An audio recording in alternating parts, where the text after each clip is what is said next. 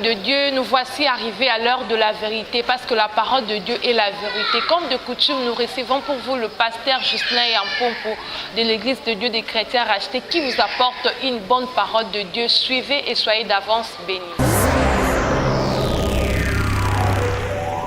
Fidèles téléspectateurs, vous qui êtes fidèles à cette émission, Lampe de l'Éternel, vous qui nous suivez depuis un certain temps et vous peut-être qui nous avez pris en cours et c'est votre première fois peut-être de nous suivre, soyez tous les bienvenus au nom de notre Seigneur Jésus-Christ.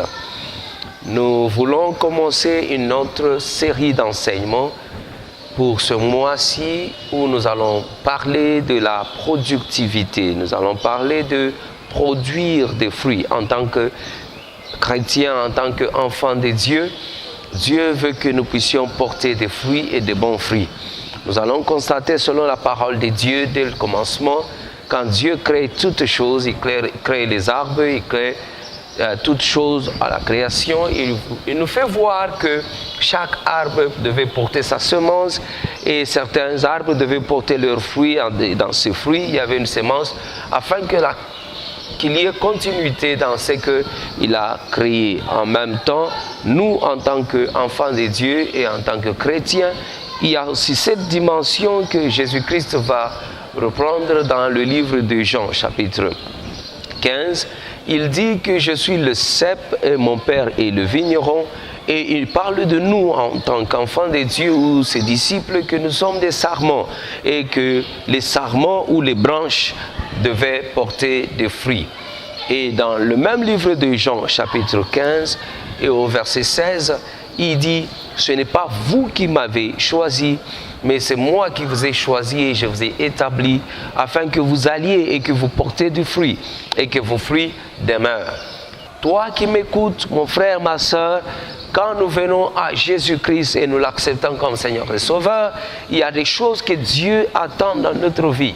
Et le premier signe, c'est le fruit de la repentance. La repentance, c'est le premier pas que nous prenons vers Dieu. Quand nous acceptons Jésus-Christ comme Seigneur et Sauveur, nous sommes passés d'une vie à une autre, d'un mode de vie à un autre mode de vie.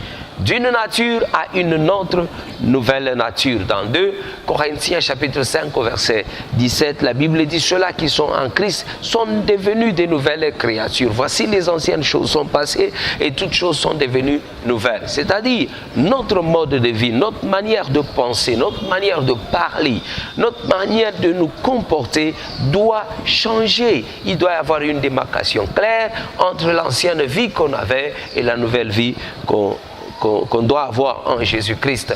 Donc là, les fruits de la repentance doivent pouvoir se faire voir. On reconnaît un arbre par ses fruits, dit-on. Parce que quand un arbre est mauvais, la Bible dit même ses fruits seront mauvais.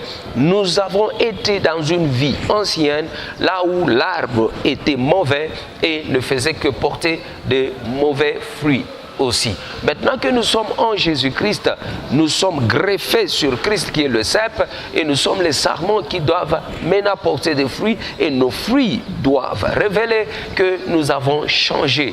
Nous sommes devenus des nouvelles créatures. Quand nous étions dans l'ancienne vie, nous pouvions nous faire du plaisir en faisant des choses qui ne plaisaient pas à Dieu, allant dans la débauche, allant dans la vie de déviation des mœurs, et on sentait aucun chagrin et on n'avait pas de reproches parce qu'on avait une ancienne vie et une vie qui n'était conduite que peut-être par nous-mêmes ou par des esprits impurs. Maintenant que nous sommes en Jésus-Christ, notre vie doit témoigner de ce changement qui est résultat de la repentance. La repentance, c'est quoi, mon frère, ma soeur? La repentance, il y a des dimensions dans la repentance. Le premier pas, c'est reconnaître d'abord que ce que l'on a fait n'est pas correct. Ce que l'on a fait n'est pas correct devant Dieu.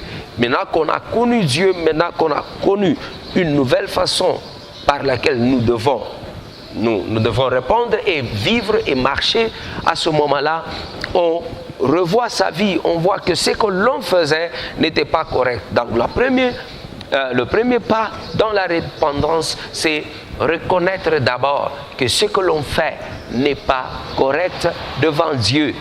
Deuxième pas, c'est sentir le regret,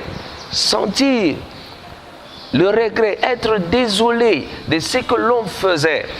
Un enfant peut faire quelque chose de mal, il dit pardon, mais autant qu'il n'aura pas senti que ce qu'il avait fait était mal, il aura répété la même chose. C'est ainsi que nous nous retrouvons aujourd'hui dans nos églises avec des gens qui sont venus pour dire passons au moment de la repentance, nous passons au moment de la repentance et vous voyez que le lendemain, ils feront la même chose. Donc ils n'ont pas senti ce regret, ils n'ont pas regretté, ils ne sont pas désolés d'avoir fait la chose qu'ils ont fait. Mais la Bible nous dit que cette vraie repentance doit passer par ce chemin. On doit être désolé, on doit sentir le mal de ce que l'on a fait.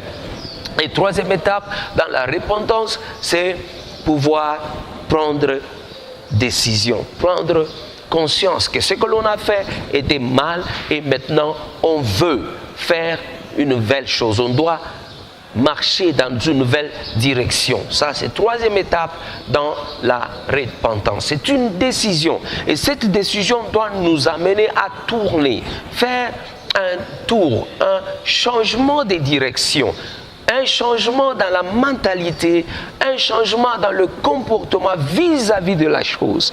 C'est ce que l'on a appelé la vraie repentance. C'est-à-dire, je vais expliquer, si voler était bon pour moi avant, maintenant que j'ai accepté Jésus-Christ et j'ai accepté la parole de Dieu, je dois avoir un changement d'avis sur le voler, sur cet acte de voler.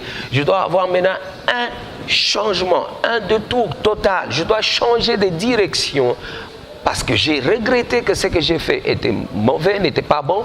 Et maintenant là, j'ai changé ma façon de voir, j'ai changé ma considération sur cet acte de voler et je dois changer de direction. C'est ça la repentance.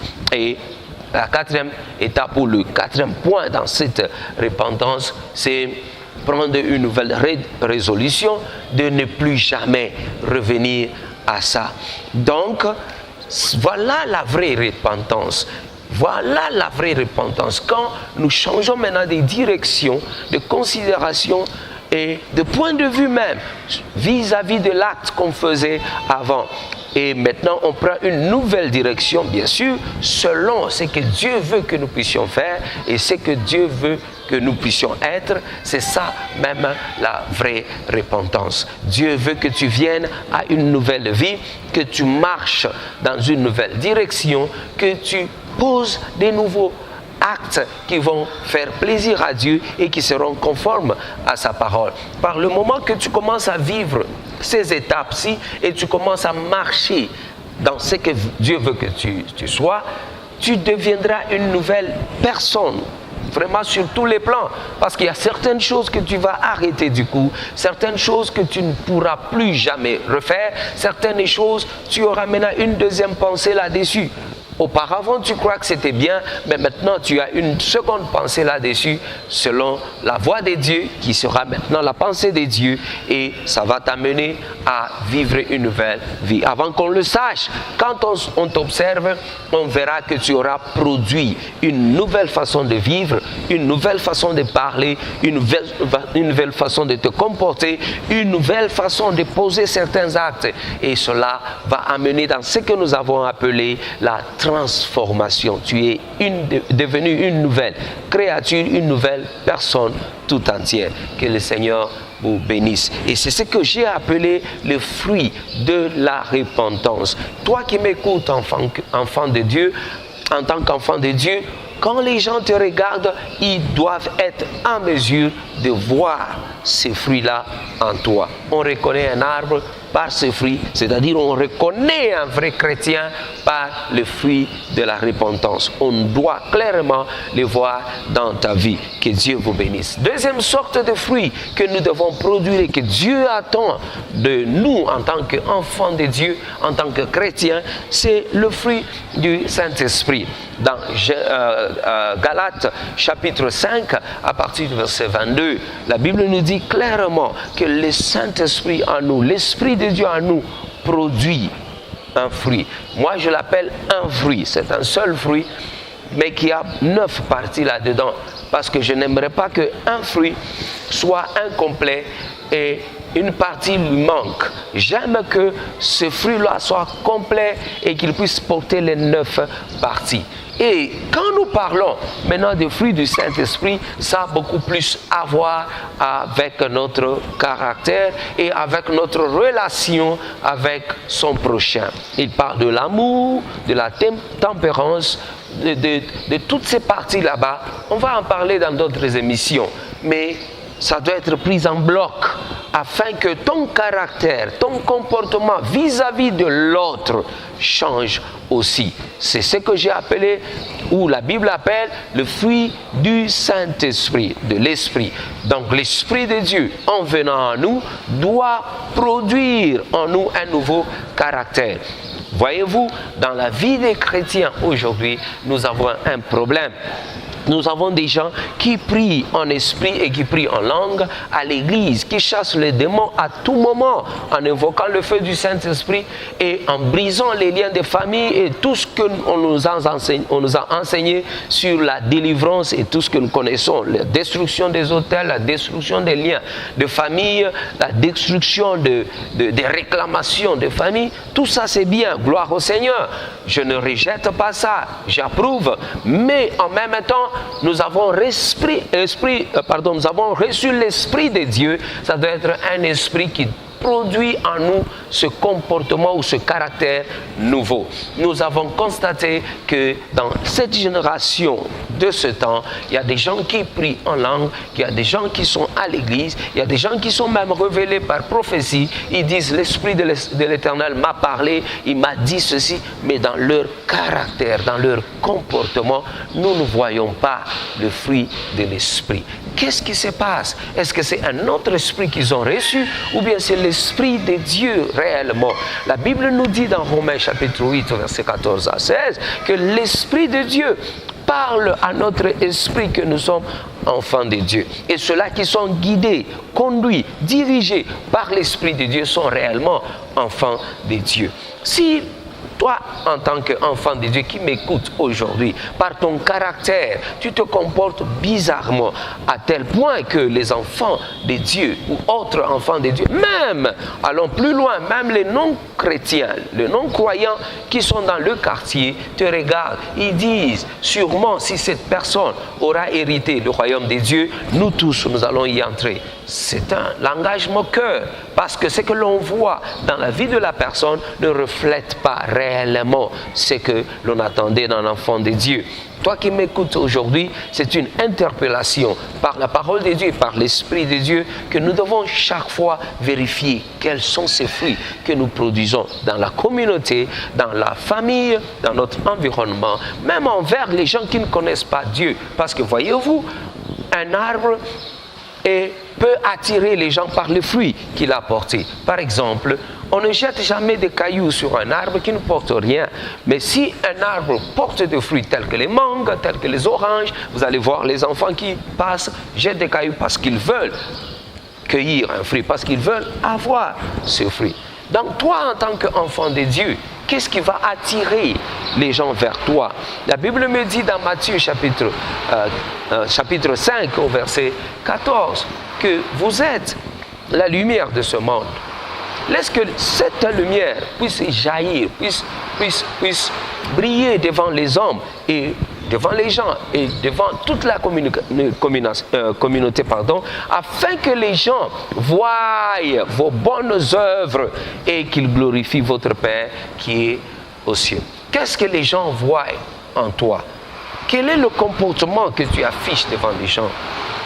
Quel est ton langage vis-à-vis des gens qui t'écoutent? Quel est le langage que tu peux utiliser même pour gagner ceux-là qui ne sont pas encore enfants de Dieu?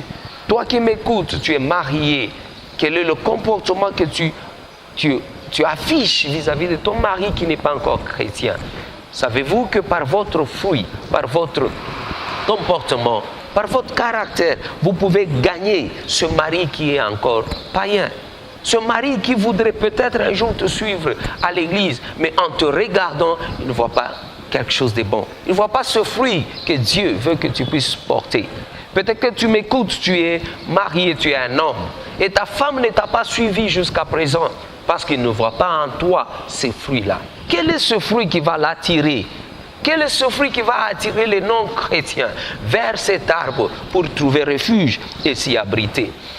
Ainsi, c'est une interpellation que j'ai, comme je l'ai dit aujourd'hui, que nous devons examiner notre vie et nous devons nous rendre compte si nous portons de fruits ou pas. Que Dieu vous bénisse. Dans Jean chapitre 15 au verset 16, il dit, c'est pas vous qui m'avez choisi, mais c'est moi qui vous ai choisi et je vous ai établi afin que vous portiez du fruit et que vos fruits demeurent. C'est ainsi que tout ce que vous aurez demandé le Père en mon nom vous sera accordé. Voyez-vous, parfois nous avons bloqué nos propres prières, nous n'avons pas vu l'exaucement à nos prières parce que nous avons refusé de porter le fruit. Et Dieu attend que nous puissions porter ces fruits afin que certaines de nos prières soient exaucées. Je connais une certaine dame qui était à l'église, qui se donnait corps et âme, qui priait, qui était la meilleure même, chez qui le pasteur pouvait faire confiance. Mais on a constaté que cette sœur avait un problème. Elle ne pouvait pas avoir un enfant. C'est alors qu'on a voulu chercher à savoir que pouvait être la cause de la chose.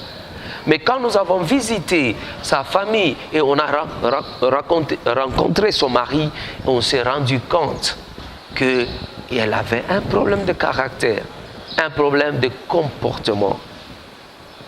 Et chaque jour, elle devait blesser son mari. Chaque jour, son foyer, c'était un terrain de combat.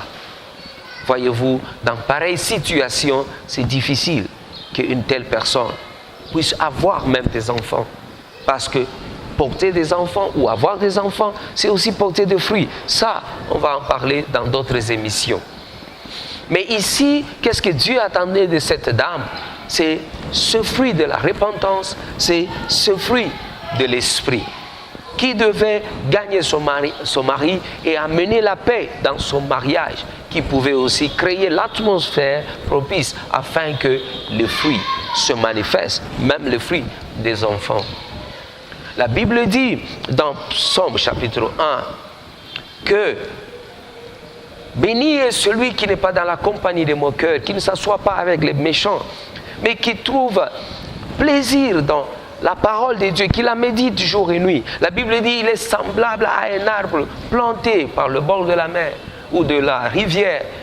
Il dit un tel arbre portera des fruits. Ses feuilles ne flétriront pas, ses feuilles ne vont pas sécher, mais il portera des fruits dans sa saison. Et tout ce qu'il aura fait va lui réussir. Il va prospérer. Quelle est ta conduite, mon frère, ma soeur? Est-ce que tout ce que tu fais t'a été inspiré par l'Esprit de Dieu? Parce que nous avons dit que l'Esprit parle à notre esprit, que nous sommes enfants de Dieu. Nous avons dit que le Saint-Esprit nous guide, car ceux-là qui sont conduits, guidés, dirigés, orientés même par le Saint-Esprit sont enfants de Dieu. Ce que tu fais là, est-ce que c'est l'Esprit de Dieu qui t'a demandé de le faire? Quand tu insultes les gens, quand tu réponds les gens insolemment aux gens, est-ce que c'est Dieu? Est-ce que c'est l'Esprit de Dieu qui t'a conduit de le faire? Mon frère, ma soeur qui me suit, en ce moment, examine ta vie. Permets que le Saint-Esprit parle réellement à ton esprit. Permets que le Saint-Esprit témoigne à ton propre esprit si ce que tu fais, c'est lui qui t'a orienté ou t'a guidé à le faire. Toi qui m'écoutes aujourd'hui, c'est le travail que Dieu veut que nous puissions faire ensemble aujourd'hui, au travers de cette parole. Dieu veut que tu portes du fruit et que ça soit le bon fruit.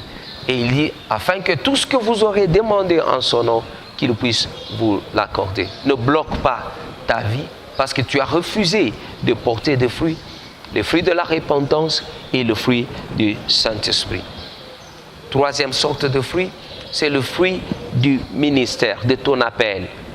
En tant qu'enfant de Dieu, Jésus dit, ce n'est pas vous qui m'avez choisi, mais c'est moi qui vous ai choisi.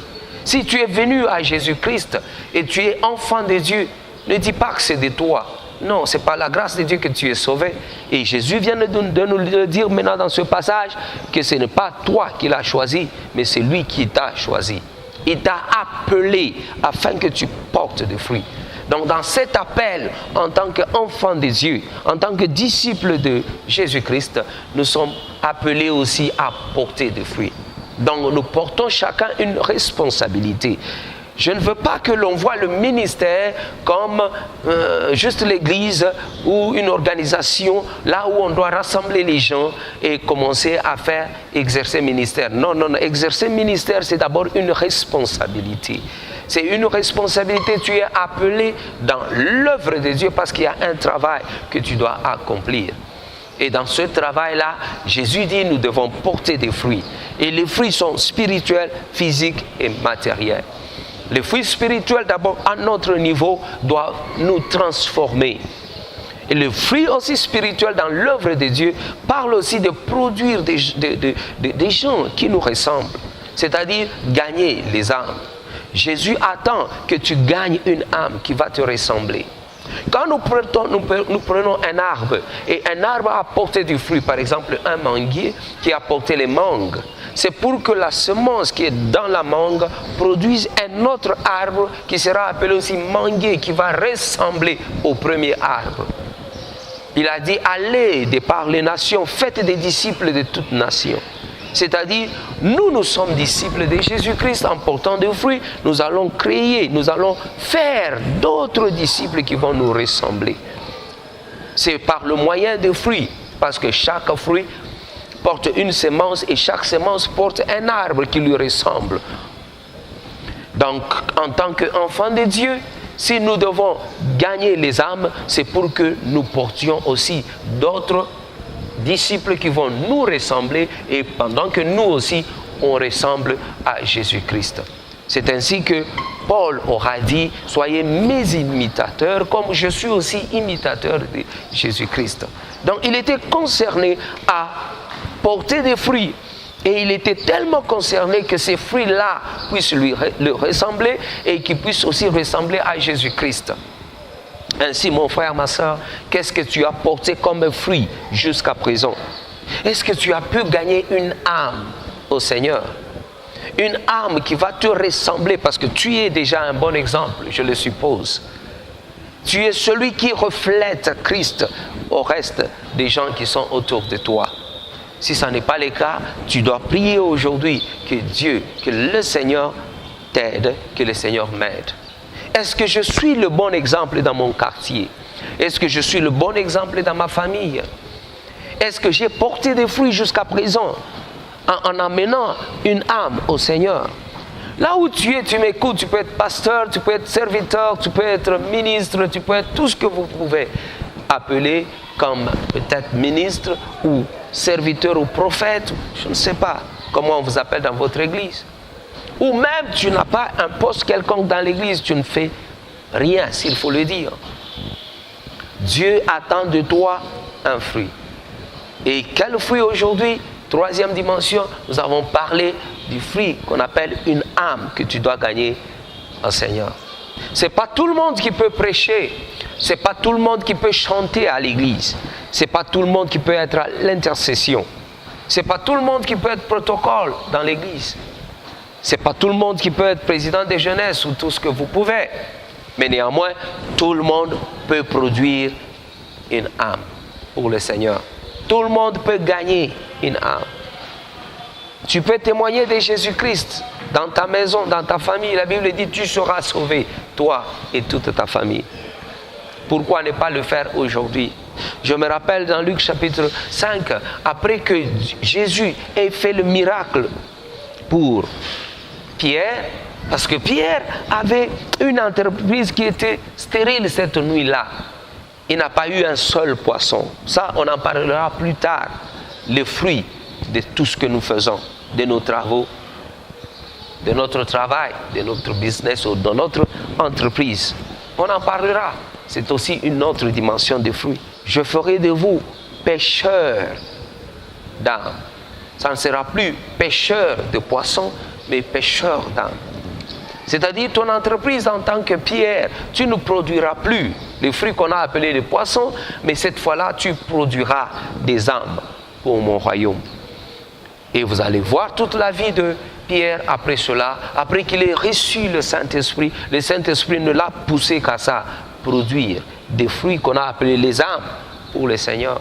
Et dans Actes chapitre 2, quand ils auront reçu le Saint-Esprit, si vous lisez bien 36, à partir de 36 jusqu'à 38, Pierre, le même Pierre qui fouillait avant, le même Pierre qui a renié Jésus-Christ 3 fois, le même Pierre où Jésus avait parlé, à qui Jésus avait dit, Pierre, Pierre, le diable te réclame, mais j'ai prié pour toi. Cette fois-ci, Pierre est transformé.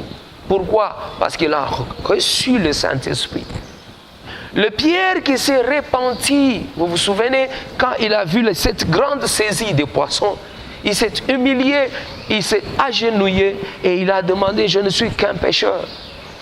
Le même Pierre, quand il revient cette fois-ci dans la puissance du Saint-Esprit, il aura produit des âmes. La Bible me dit dans une seule prédication, 5000 âmes. Pour la deuxième fois, c'était 5000 âmes. Pour la première fois, c'était 3000 âmes sont venues au Seigneur au travers d'une seule personne. Mon frère, aujourd'hui, le Seigneur ne t'a pas demandé 3000 âmes. Il t'a demandé même, ne fût-ce que 2, ne fût-ce qu'une âme par mois. Ça sera un fruit qui va demeurer dans le royaume des dieux et un fruit qui pourra être même dans l'éternité, parce que ça va déterminer ta couronne que tu auras dans le royaume des dieux. Parce que la Bible me dit qu'il y a de la joie dans le ciel quand une seule âme se répand, se convertit. Voyez-vous, vous pouvez faire réjouir toute l'éternité, je peux dire. Vous pouvez faire réjouir le ciel à cause d'une seule âme que vous avez gagnée pour le Seigneur. Et là, tu es là, tu m'écoutes, ça fait 20 ans que tu es dans le Seigneur. Est-ce que tu peux regarder en arrière et compter le nombre d'âmes que tu as gagnées pour le Seigneur? Peut-être que ça fait 5 ans, 2 ans, 1 année que tu es dans le Seigneur. Est-ce que tu peux encore regarder et vérifier combien d'âmes tu as amenées au Seigneur? Aujourd'hui, le Seigneur nous parle, n'endurcis pas ton cœur. Nous avons parlé de 3 sortes de fruits. Le fruit de la repentance, le fruit du Saint-Esprit et le fruit de ton appel ou de ton ministère. Que Dieu vous bénisse. Si vous nous avez suivis et que cette parole vous a béni, n'hésitez pas de nous appeler. Nos numéros de contact s'affichent sur les écrans et parfois nous les donnons. C'est le 099 7021 456 et le Tigo c'est le 089 54 23 660. Que Dieu vous bénisse. Mais si vous avez suivi cette prédication et vous sentez que vous êtes vraiment béni et vous êtes prêt à donner votre vie à Jésus-Christ, je vais vous encourager de le faire. Vous allez faire cette prière avec moi. Elle peut paraître très simple, mais c'est ça même la prière du salut et c'est ça même qui peut vous emmener dans le royaume des dieux. Si vous êtes prêts, faites cette prière avec moi. Vous allez dire, Père, merci pour cette parole que j'ai entendue aujourd'hui.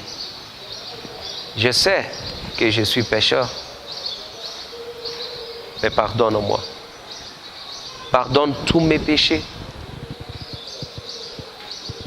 Laisse que le sang de Jésus qui a été versé à la croix de Golgotha me lave aujourd'hui. Que je sois une nouvelle créature.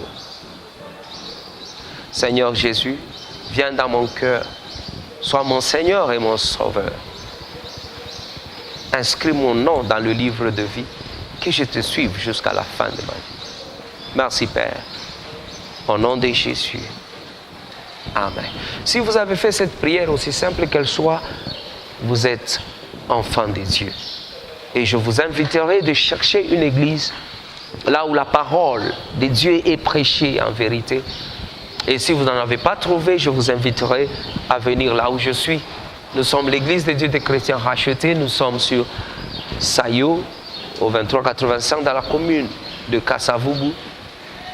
Et nos cultes, c'est chaque dimanche de 8h à 11h30 et chaque mardi le soir de 17h30 à 19h30 et chaque jeudi aussi de 17h30 à 19h30. Que Dieu vous bénisse. Bien-aimés dans le Seigneur, vous venez de suivre votre humble serviteur, le révérend pasteur Ghislain Yampompo de l'Église de Dieu des chrétiens rachetés, qui vous a apporté cette bonne parole. Je ne peux pas quitter sans vous saluer, vous tous qui nous suivez, et sans oublier ceux-là qui nous suivent à partir de Brazzaville. Nous vous invitons à prendre part à l'Église de Dieu des chrétiens rachetés. Vous qui nous avez suivis, vous avez des problèmes qui nécessitent la prière, n'hésitez pas de nous contacter sur le numéro qui est affiché au bas de vos écrans. Retrouvez-nous chaque samedi à 17h30 et les jeudis à 13h30 pour la rediffusion. Bye et à la prochaine.